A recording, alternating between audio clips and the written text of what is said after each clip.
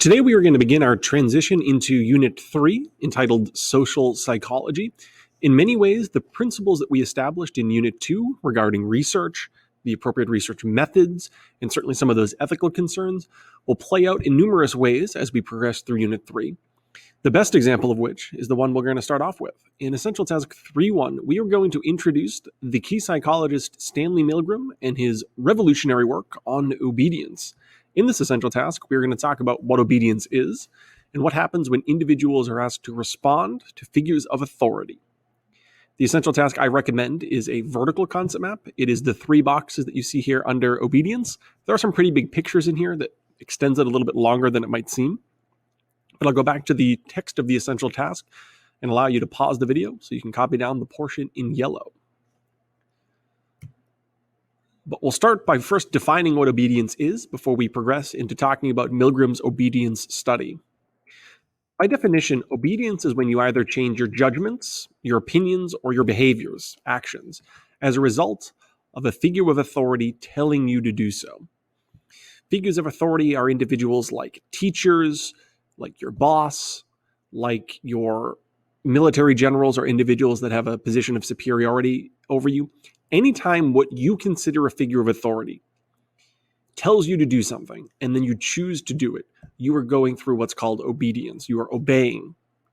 And that can be not only just behaviors, as the definition alludes to. If somebody tells you to change your opinion, and you change your opinion because that person is your superior, that person is your boss, that person is your supervisor, that person is a teacher or a principal or an administrator, or somebody that you look up to, like a political figure who has that sort of position of power over you. That would be an example of obedience. In the study that we're about to talk about, the individual that acted as an authority figure is going to be the individual conducting the research, so the actual experimenter. So pretend that you show up to a lab and you follow the directions of the researcher or that experimenter. That other individual, that researcher, dressed in that white coat, that is a figure of authority. And if you carry out the behaviors as requested and as told by that figure of authority, you are obeying that individual. This is a lot different than a term that we talk about in a few concept maps called compliance. If you run into somebody at the supermarket, some random stranger, and they ask you to grab something off the top shelf and you say, yeah, sure, I'm tall enough, I can do that. Kind of happens a lot to me. You're not obeying them because that's just a random stranger. They're not a figure of authority. Now, if a police officer asks you to give them your identification, they are a figure of authority. So there's a little bit of a difference between helping somebody get something off the top shelf versus a figure of authority like a police officer asking you to do something. Now, for Milgram himself, his name is Stanley Milgram, and he gets a green key psychologist icon. Milgram conducted his studies throughout the 1960s. So this wasn't just a one-day study. He conducted numerous variations and numerous trials throughout the 60s. And what he was curious about was how far a random person would be willing to go if they were asked to carry out behaviors that would, in theory, harm another person. Would you obey a figure of authority if it involved harm? Now, a little bit of background about Milgram. Milgram himself, of course, we're looking at the 1960s. Many of his family members were influenced by the Holocaust. He lost several family members in Nazi Germany during the 40s and perhaps even in the 30s. And he was curious about what influenced the behavior of the Nazis when they carried out those heinous acts. He was curious whether or not obedience and the concept of obedience could at least partially explain why an everyday random person would have been willing to carry out some of the atrocities that we saw throughout Germany, whether that's in the concentration camps or the extermination camps, or throughout other events during that time period. In order to do so now, I don't have any text here with the how. I'm going to sort of show you a picture and describe it. And I would like you to watch the entirety of the video in the bottom right corner. So if, again, you're using this as your concept mapping, you have to watch that video in the bottom right corner. It's only a few minutes long, and it is original footage of the Milgram study. And you won't understand it unless you really see it. But this is the setup. This is what it looked like. We have here the 3 letters learner at the bottom, teacher over here towards the right, and then experimenter. So this person in the top left corner is the experimenter. This is the researcher. This is the individual running the study. So, for example, you show up at Yale University in New Haven for the study where this was conducted, and that would be the person in that sort of white coat, clearly looks like a researcher, clearly looks like a psychologist. That's the E. The T stands for teacher, and in this study, that is the subject, that is the participant. We'll talk more about that in a second. Then you'll notice here sort of this gray line that extends across, that's supposed to indicate a wall. So there's a wall here between the teacher that we talked about a moment ago and the individual called the learner. Now, the learner is also part of the study. The learner is what we call a confederate. They are not a subject. They are not a participant. They are actually working with the experiment, and that's key. The teacher, the person here on the right, is the only person being tested, being studied. Both the experimenter and the person on the other side of the wall are in on the study, because this is how it works. The teacher is asked to recite a bunch of words out loud, and the learner has to memorize them and then respond to a subsequent multiple choice question. Every time the learner incorrectly answers one of the multiple choice questions, the experimenter tells the teacher to shock the learner, give them a legitimate electrical shock. Now, what makes this interesting is the shock machine that the teacher is sitting in front of, so the subject is sitting in front of, actually doesn't deliver real shocks. They're fake shocks. However, the learner on the other side of the wall responds as if they were being shocked. So they scream, they yell out in pain, they tell the teacher they have a heart condition, they tell the teacher they don't want to go on anymore, to let them out of the study. However, as the teacher progressively increases the voltage at the order of the experimenter, the question is, will the teacher, the one subject, keep flipping the switches again and again and again with higher and higher voltage as the learner is screaming in pain and asking to be released, just because the experimenter tells him to do so?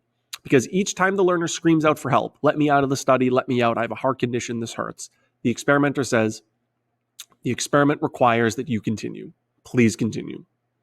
So the person sitting in the chair is the teacher. The only person actually being studied has this pressure.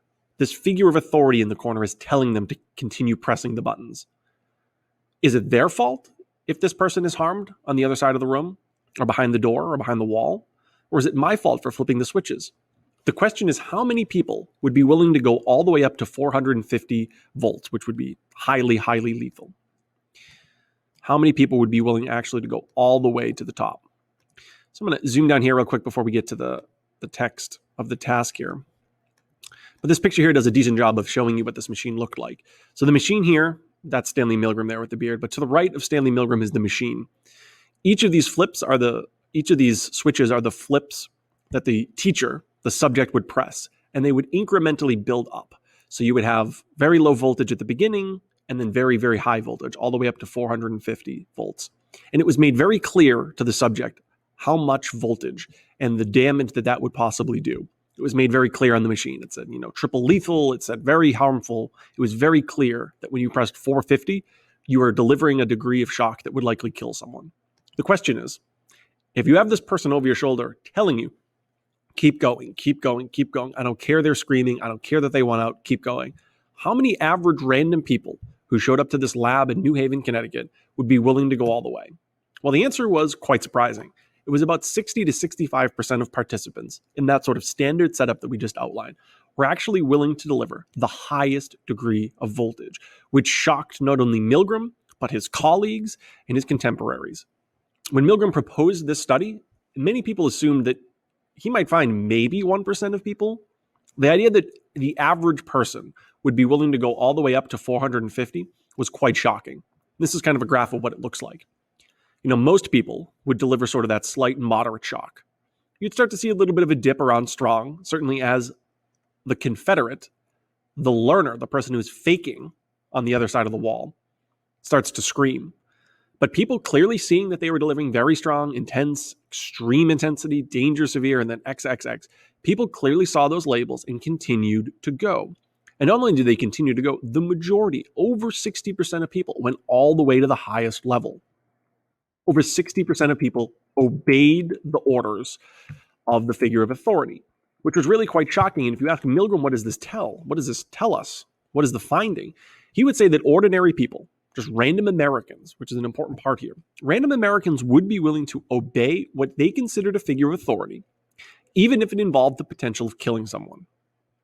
Now, again, the shocks were fake. Nobody was harmed. The individual on the other side of the wall was not getting shocked. That's a very important point. But they screamed and faked it to give off the impression to the one subject in the study that they were actually delivering real shocks. And what's really important is as the shocks got higher and higher, as the individual on the other side of the wall screamed more and more, towards the end, they just stopped making any sound whatsoever. So by the very end of this, you're delivering 400, 425, 450 shocks, and the person's not even responding anymore, sort of giving off the impression that they might be seriously harmed.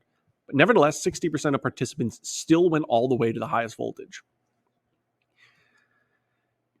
Now, as I alluded to, Milgram conducted this work throughout the 60s, and there were different variations of this, sort of that standard procedure at Yale University in New Haven, Connecticut, that standard procedure that we just outlined had the highest degree of obedience. That's what you see here in the chart here at the bottom, 60 to 65%.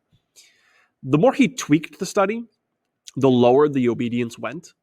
So like, for example, if the participant, the one person in the study, saw somebody else refuse to deliver shocks, they themselves would not likely deliver shocks. The likelihood dropped off quite considerably.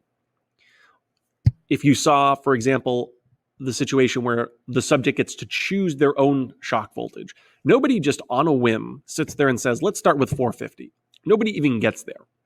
So if that person of authority isn't telling them, keep going, increase it, an average random person isn't on their own accord going to hit 450. 0% of people will actually do that. You can see that all the way clearly here at the bottom with that experiment 11. So there are different variations to this, and they are all sort of indicated here. You'll see there was a little bit of a drop-off to go back to the top of this chart. If the study was conducted sort of at like a random hotel at Bridgeport, Connecticut, you go to Yale, it's a prestigious university. You're going into this lab with these prestigious psychologists. That's a pretty significant figure of authority, a researcher at Yale University. And if they're telling you to keep going, maybe they know they're right. Maybe they must be right. You go off to Bridgeport, now you're in a hotel, and now the experimenter doesn't seem like they have that prestige of Yale. All of a sudden, you start to see a dip in how many people are willing to go all the way. The final thing to talk about, which will conclude today's concept map, are some of the reactions to Milgram's work. This obviously faced major ethical criticisms for a few different reasons, and the biggest is that Milgram did not properly debrief everyone. The debriefing process is something we identified in Essential Task 2.1, and involves sitting down your subjects and explaining to them what they just went through, what the findings were, and whether or not there was any deception. In this study, there is clear deception. The participants thought they were delivering legitimately real shocks to subjects. And Milgram failed to tell everybody that. There are people that walked out of the study who legitimately thought they harmed someone, who legitimately thought in some cases they killed someone. There are subjects who, when you ask them in the aftermath, actually routinely checked the obituaries to check whether or not they did in fact kill someone. There are people who walked out of Milgram's lab thinking that they seriously harmed another human being and having to live with that guilt. So as a reaction to this study, there are some really significant ethical concerns here. Obviously, there is deception. As we've alluded to, deception is okay, but if you're going to deceive, you absolutely need a debrief. And of course, Milgram did not properly debrief everyone. He debriefed some participants, but not everyone. And some of his contemporaries, like Diana Baumrand, pointed that out and said that there are subjects who remained deeply hurt and anxious for some time in the aftermath because they, one, had to live with the knowledge that they would be willing to hurt someone. And they didn't really sign up for that. And two, in some cases, they walked out of that lab thinking they did legitimately hurt someone. This study really required us to reflect on some of the ethical principles that need to be put into place. That debriefing process that we talk about now didn't exist in its full capacity in the 1960s. In many ways, the Milgram study sort of woke everyone up and said, wow, we need to debrief everyone always. We can't have another study where people walk out, one, not knowing what they did, and two, not knowing that there was that degree of deception. So that concludes our concept map 3.1. As the unit progresses, we're going to add a couple more somewhat unethical and debatable topics to our discussion of social psychology.